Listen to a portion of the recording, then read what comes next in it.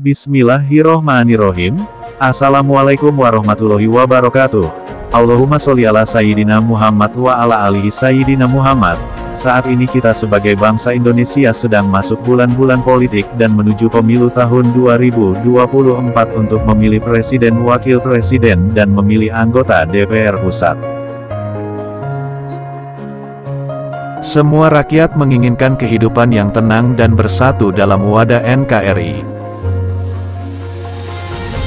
Saat-saat kampanye kadang terjadi saling menghujat dan menjatuhkan lawan politik, dan ini biasanya dilakukan oleh para elit politik dan juga diikuti oleh pendukung masing-masing calon yang diteriakkan atau ditulis pada media sosial. Saya di sini hanya ingin mengatakan bahwa apakah patut kita sebagai manusia beradab saling menghujat, mengumbar kejelekan orang lain yang kadang itu tidak benar dan menjurus ke fitnah, yang pada akhirnya kadang terjadi bentrok fisik antar sesama anak bangsa yang mestinya ini tidak perlu terjadi. Kalau masyarakat menyadari hal ini, maka tidak akan terjadi itu semua. Untuk itu semua alangkah baiknya kalau elit politik saat kampanye tidak menjelek-jelekkan lawan politik, tapi ajukan saja gagasan-gagasan yang baik pada audiens, dan gagasan-gagasan itu bukan untuk tujuan meraup suara, tapi benar akan dijalankan saat terpilih. Jangan berbohong. Masyarakat sudah kenyang dibohongi oleh elit politik. Saatnya sekarang bangsa Indonesia memilih pemimpin yang amanah. Jangan salah pilih pemimpin. Gunakan akal sehat saat memilih nanti. Jangan gunakan aji mumpung hanya karena terima uang yang jumlahnya tidak seberapa, tapi 5 tahun kita menderita dengan melambungnya harga barang kebutuhan semisal bensin, beras, gula, daging, telur, listrik, air PDAM dan pajak yang naik dan lain-lain. Itu semua disebabkan banyak koruptor yang semakin merajalela dan dihukum dengan ringan saat keluar dari penjara masih kaya. Mestinya koruptor minimal dihukum seumur hidup dan dimiskinkan, tapi ini tidak terjadi di Indonesia, mungkin karena undang-undangnya belum ada, dan juga kalau salah pilih pemimpin, hutang Indonesia bisa semakin tinggi yang berakibat rupiah semakin lemah. Harga-harga melambung tinggi.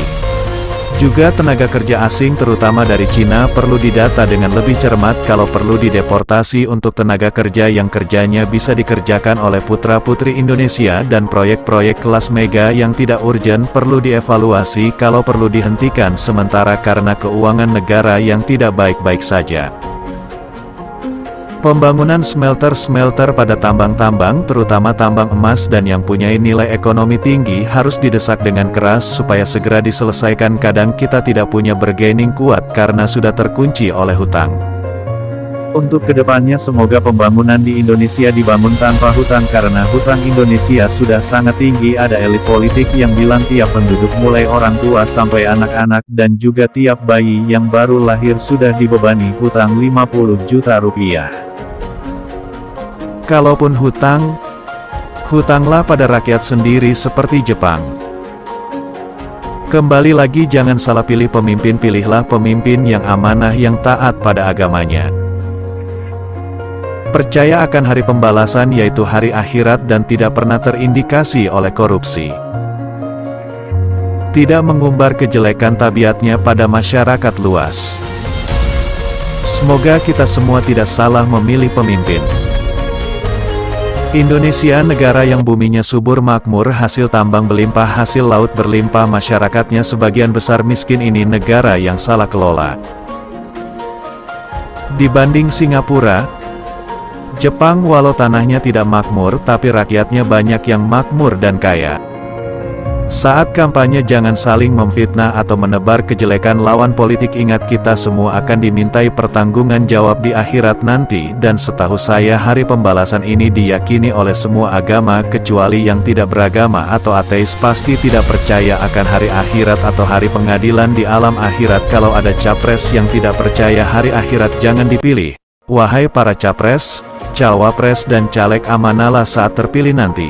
Ingat, kita semua akan mati. Dengan ingat akan matimu insya Allah akan amanah dan berdoalah minta pertolongan pada Tuhan supaya diberi kekuatan iman takwa dan kemudahan saat terpilih nanti karena siapapun yang terpilih nanti akan berat menyelesaikan masalah yang sudah kadung terjadi di negara kita tercinta dan jadilah presiden untuk semua golongan masyarakat bukan presiden hanya golongannya sendiri dan yang penting jangan golput.